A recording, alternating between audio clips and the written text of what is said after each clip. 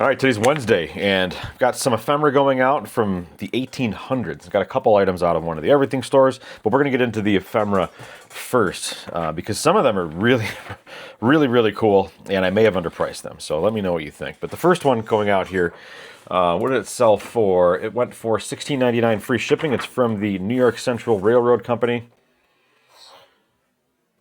Looks like it's going to the Mount Airy Coal Company. It's got a really cool train on the bottom there. Nice looking piece, $16.99 free shipping. Listed very recently, in the past couple days, I believe. The next one going out is from the Empire Grain and Elevator Company. The present market for a mixed card delivered to Utica, New York on the DL&W is as follows. It talks about, the cost for cornmeal, bran, white oats, yellow corn.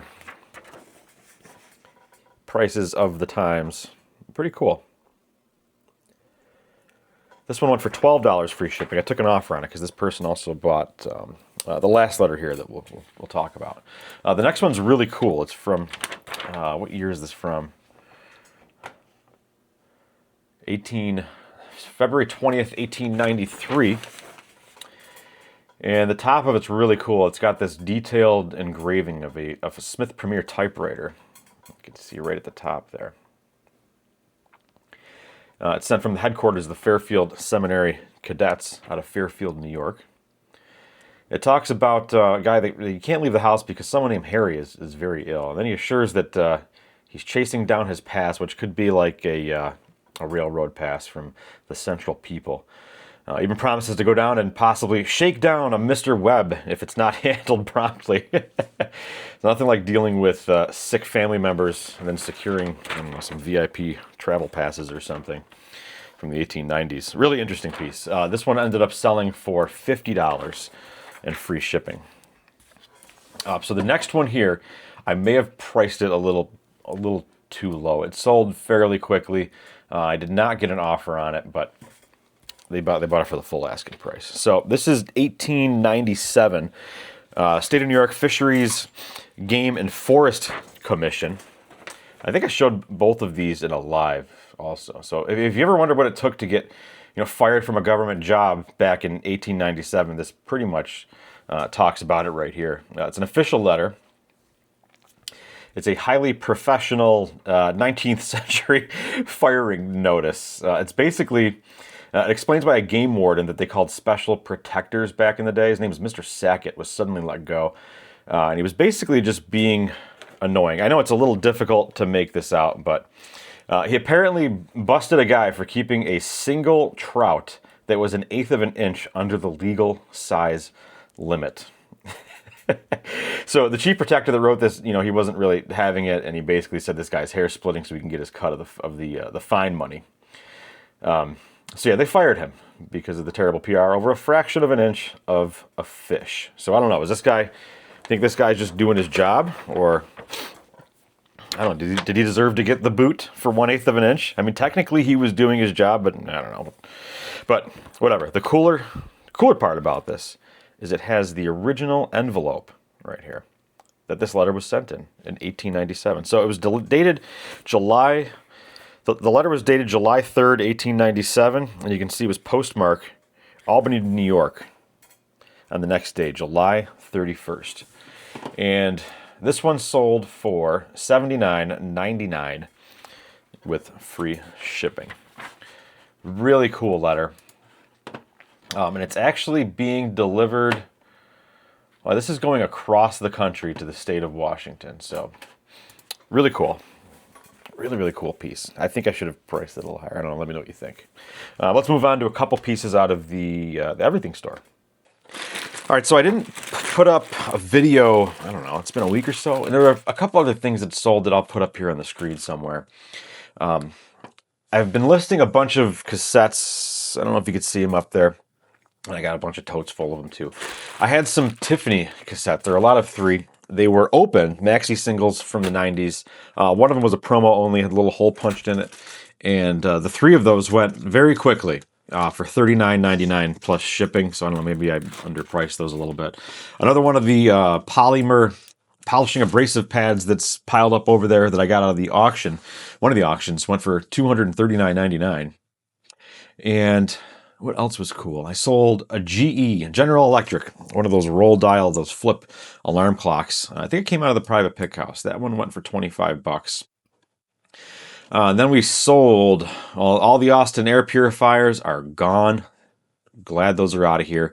I had one buyer pick up, when I drove downstate, I picked up a bunch of service manuals for like chainsaws and small engine stuff. And he picked up the Walbro parts binder from the 80s for $22.49 plus shipping.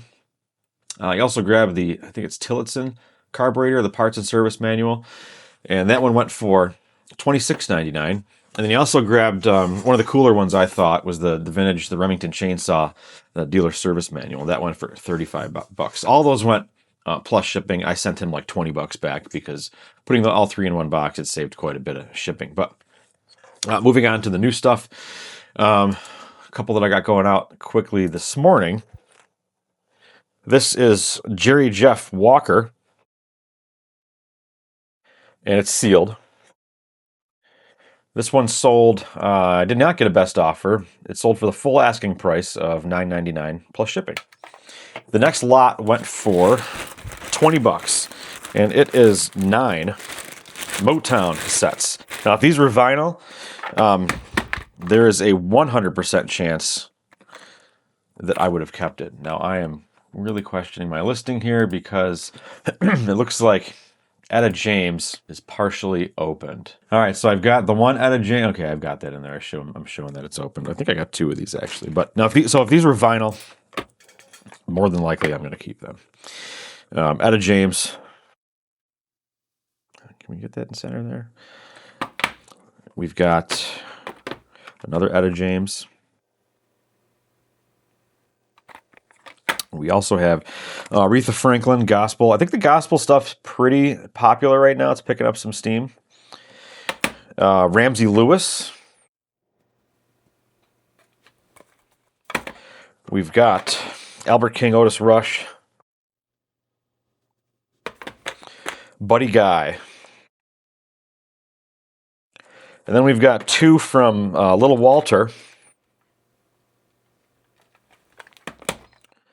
These are on the chess label. And then Muddy Waters, which definitely would be keeping this one if it were on vinyl. But can't complain. I did get 2,000 cassettes for pretty much nothing. So this pile of 9, what did I have it for? $29.99. I took an offer of 20 bucks plus shipping. And I've got plenty of other Motown cassettes ready to go. So the last thing here is, I had this in a recent live. It was the greatest estate sale I've ever been to, where I picked up all the Nintendo game boxes, a tote full of Nintendo Power, another 2 totes, I think, full of original Dungeons and Dragons books. And I think this was a sample. It's the Pocket Power, features the wizard, Fred Savage on the front, if you remember that movie. It's got a hole punched in it right there. You can see between the E and the T, unfortunately. But it's still a pretty cool piece. It can go for some decent money if it's very clean. There are some that are graded, and they're crazy money. They're asking like $1,000 plus. But it talks about a couple different games in here. It's got the World Championships 1990. Really cool to see that. Some wizard gear over here. Love to have some of that stuff. And then it's got, stuff about games in here. Like here you got DuckTales. And it says, you're holding a sample of Nintendo Power, and the real thing is a magazine. Over 100 Power Pack pages. So it's still got the inserts in there. Send me Nintendo Power magazine. Really cool piece. I was tempted to keep this, but ended up listing it. See, it had that cool ad in the back for the power glove. So I listed this one for $57.99 plus shipping, and it sold for the full asking price. So So it'll be sealed in a little bag like this to prevent any possible water damage, because you just don't know. You don't know what these things are going to possibly go through in the mail. I've received some very interesting packages over the years that look like they came from the bottom of the ocean or just fell off a truck on the highway doing 80 miles an hour. But I'm going to get these boxed up, go to the post office. I got to stop at UPS, and then when I'm back, I'll talk about a few other things. So for nearly 30 years, eBay has been the main platform I use to sell online. I just turned 45 a couple weeks ago, and I started doing eBay when I was 16 years old. And I tried to get my old account back from when I was 16, but I still had the password, I had the username, I even had the phone number linked to that account at my parents' house, so they could call that number to verify it was me. They wouldn't give me the account back. They said because it was started by somebody who was under 18. Clearly, I'm over 18 now. This was like 3 to 4 years ago. They still wouldn't give it to me, so it's unfortunate I couldn't get that account back going, but the oldest account I have right now is from September of the year 2000, so it's going to be a 26-year-old account this year. Pretty cool.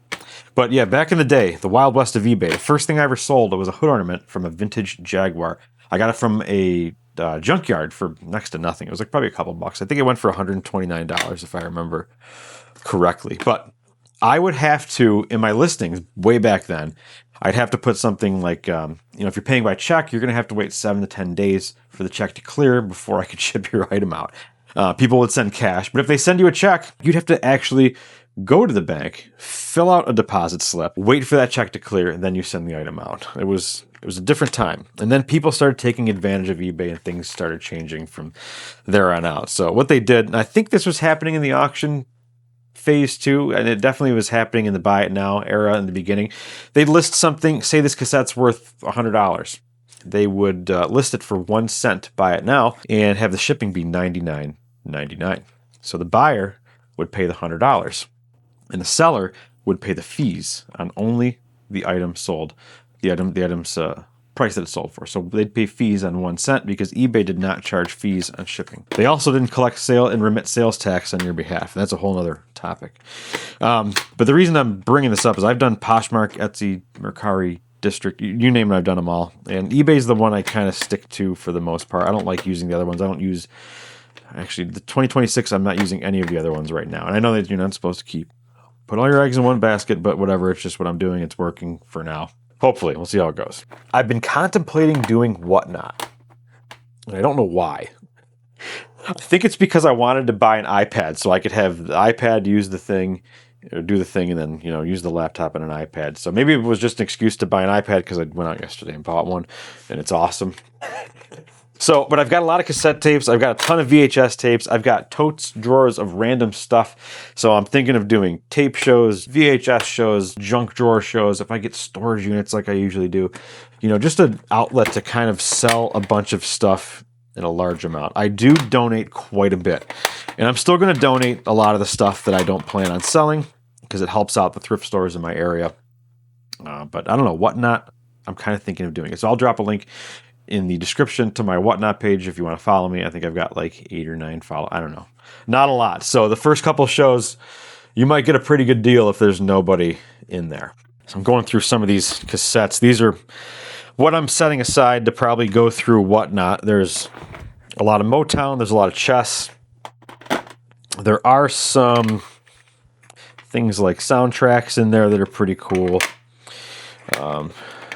A lot of these are sealed. This one's not sealed. Coltrane, random REM. I got a bunch of these that are sealed. Temptations, Papa Was a Rolling Stone. Lots of Etta James. Really cool stuff in here. Tons of REM. Sammy Hagar. So, there's a bunch that I listed on eBay, and even, using List Easier would make this super easy to put on eBay, but I don't know if I want to do a media store. I kind of want to just run these through something like Whatnot. There's the iPad I just bought. And I'm going to let go of, I've got this. This is an M1 MacBook Pro. It's the new iPad. This is my older 2015, mid 2015, which was I think is one of the best laptops that Apple ever made. It's got tons of connectivity, and what's really sad is it works great. It's in really good shape, It can only upgrade to Monterey, and that's the end of it. The power cord's seen better days, but I have this listed for $199.99. I got an offer for $170, and I didn't take it. And I can't remember what I spent on this thing. It was a lot of money, but it's time to let this one go, and this will pay for a fraction of the new iPad there. But yeah, this is, I don't know. Did I need this? Probably not, but I don't know, maybe thinking about going on Whatnot maybe justified the cost a little bit. So I don't know, if you're on Whatnot, click the link down there and you could follow me. And if a show ever pops up, it'll be of a lot of cassette tapes followed by some VHS and junk drawer stuff and whatever else I come across, if I decide to even do it yet. And if you've got any old eBay stories from the Wild West days of the late 90s and early 2000s, let me know. I'd love to hear them. That's going to be it for this video. Thank you for watching. I'll see you in the next one.